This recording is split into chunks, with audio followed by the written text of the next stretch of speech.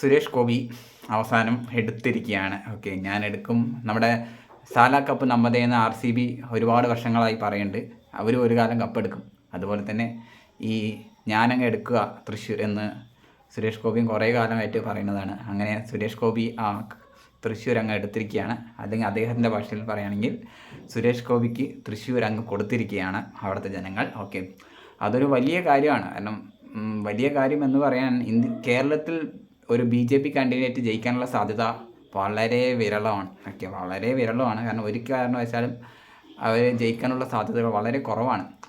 ഇവിടെ ജയിച്ചു എന്നല്ല, ഭൂരിപക്ഷം ഭയങ്കര കൂടുതലാണ്. ഓക്കെ, കാരണം ബാക്കി രണ്ട് ഇടതും വലുതുമായിട്ടുള്ള പാർട്ടി വളരെ ശക്തമായ അതിൻ്റെ എന്താ പറയുക കാൻഡിഡേറ്റിനെയാണ് അവിടെ നിർത്തിയിട്ടുള്ളത്. അപ്പോൾ അവർക്കെതിരെ ജയിക്കുക എന്ന് പറയുന്ന കഷ്ടമായിട്ടുള്ള ഒരു ടാസ്ക് തന്നെയാണ്. പിന്നെ ജയിക്കുകയാണെങ്കിൽ പോലും ഭൂരിപക്ഷം വളരെ ടൈ ആയിരിക്കും. മേ ബി 10,000 5,000 ആ ഒരു റേഞ്ചിലേക്ക് നിൽക്കുമായിരിക്കും. കാരണം അത്രയും ടൈറ്റ് ആകുമായിരുന്നു. പക്ഷേ ഭൂരിപക്ഷം 73-ലെത്തിയിരിക്കുന്നു. ജനങ്ങൾ സുരേഷ് ഗോപിയിൽ അത്രയും വിശ്വാസം അർപ്പിക്കുന്നുണ്ട്. കാരണം നോക്കൂ, മറ്റെല്ലാവരുടെയും UDF തുടങ്ങിയപ്പോൾ എങ്ങനെയാണ് BJPക്ക് ഇത്രയും ഒരു ഇതിൽ, അതായത് ഒരു കാലത്ത് BJP ജയിക്കില്ല എന്നുള്ളൊരു സംസ്ഥാനത്ത് അവർ അക്കൗണ്ട് ഓപ്പൺ ചെയ്തിരിക്കുന്ന വ്യക്തമായ ഭൂരിപക്ഷം. അത് ജനങ്ങൾ സുരേഷ് ഗോപിയിൽ അർപ്പിക്കുന്ന ഒരു വിശ്വാസമാണ് തൃശ്ശൂരിൽ പ്രത്യേകിച്ച്. അപ്പോൾ അവരിൽ നിന്നൊരു മന്ത്രി, സുരേഷ് ഗോപി എന്നൊരു മന്ത്രി അവർ പ്രതീക്ഷിക്കുന്നുണ്ട്. ഒരുപക്ഷെ കഴിഞ്ഞ കുറേ കാലമായി സുരേഷ് ഗോപി തൃശ്ശൂരിൽ നടത്തുന്ന ഇൻവോൾവ്മെൻറ്റ് അത്രയ്ക്ക് ആയിരിക്കാം. അപ്പോൾ ജനങ്ങൾക്ക് അതിലൊരു ട്രസ്റ്റ് വന്നിട്ടുണ്ടാവാം, നന്നായി ഇൻഫ്ലുവൻസ് പെട്ടിട്ടുണ്ടാവാം.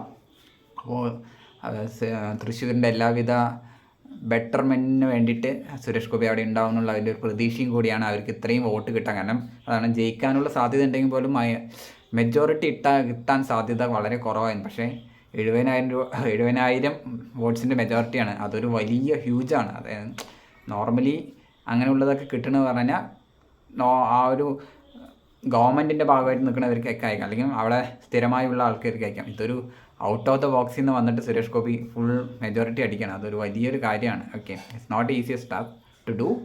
ആൻഡ് അദ്ദേഹം കുറേ കൊല്ലമായിട്ട് അവിടെ ഭരിക്കുന്ന, ഒരു തവണയും വിട്ടുകൊടുത്തില്ല. വേണമെങ്കിൽ ഇതെല്ലാം മാറിപ്പോകുമായിരുന്നു.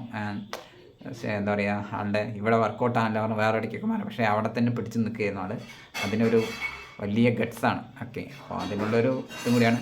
നോക്കാം അദ്ദേഹം എന്താണ് ചെയ്യാൻ പോകുന്നത് കേരളത്തിന് വേണ്ടിയും തൃശ്ശൂരിന് വേണ്ടിയും എന്നത്. കാരണം ഒബിയസ്ലി അതൊരു പൊളിറ്റിക്കലി ഭയങ്കര ഇമ്പോർട്ടൻ്റ് ആയിട്ടുള്ള ഒരു സീറ്റും കൂടിയാണ്. കാരണം കേരളത്തിലേക്കുള്ള അടുത്ത BJPയുടെ ഇലക്ഷനിൽ ഭയങ്കര ഇമ്പോർട്ടൻ്റ് ആകാൻ പോകുന്ന എന്ത് സുരേഷ് ഗോപി ചെയ്യുന്നു എന്നതിൻ്റെ ബേസിലായിരിക്കും. കാരണം ഒരു സീറ്റ് കൊടുത്തു, അവരെന്ത് ചെയ്യുന്നു അതിൻ്റെ ബേസിലായിരിക്കും ഇനി 1, 2 ആക്കണോ 3 ആക്കണോ എന്നൊക്കെ തീരുമാനം വരിക. അപ്പോൾ വളരെ ക്രൂഷ്യലായിട്ടുള്ള ഒരു റോളും കൂടി ആയിരിക്കാം സുരേഷ് ഗോപിക്ക് ഇന്ത്യൻ പാർലമെൻറ്റിൽ ഉണ്ടാവുക.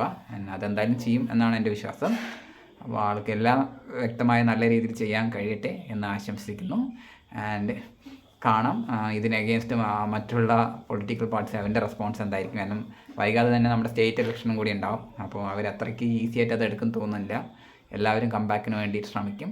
അപ്പോൾ ഒരു നല്ലൊരു ത്രികോണ മത്സരത്തിനുള്ള ടൈം ആയിക്കഴിഞ്ഞു. കാരണം മൂന്നാമത്തെ ടീമും ഇവിടെ റെഡിയായി കഴിഞ്ഞു. നോർമലി എപ്പോഴും ചെന്നൈ മുംബൈ എന്ന രീതിയിൽ IPL വരുന്ന പോലെ ഇപ്പോൾ KKRും കൂടി റെഡിയാണ്. ഓക്കെ, മൂന്നാമതായിട്ട്. അപ്പോൾ ഒരു ത്രികോണ മത്സരം എന്തായാലും ഇവിടെ ചാൻസ് ഉണ്ട് കേരളത്തിൽ. ജനങ്ങൾ ചിന്തിച്ച് തുടങ്ങിയിരിക്കുന്നു, മാറി ചിന്തിക്കുന്നു. അതെല്ലാം ഇപ്പോൾ ഉള്ള ആക്റ്റീവായിട്ടുള്ള ആൾക്കാർക്കുള്ള ഒരു മെസ്സേജും കൂടിയാണ്. നിങ്ങൾ മര്യാദ ചെയ്തില്ലെങ്കിൽ പുതിയ ആൾക്കാർ ഇവിടെ കയറുന്നുള്ളത്. അപ്പോൾ നോക്കാം എന്താ ഇനി സംഭവിക്കാൻ പോകുന്നത്. Once again, all the best to Suresh Gopi MP and maybe our future minister from Indian Parliament from Kerala. Okay.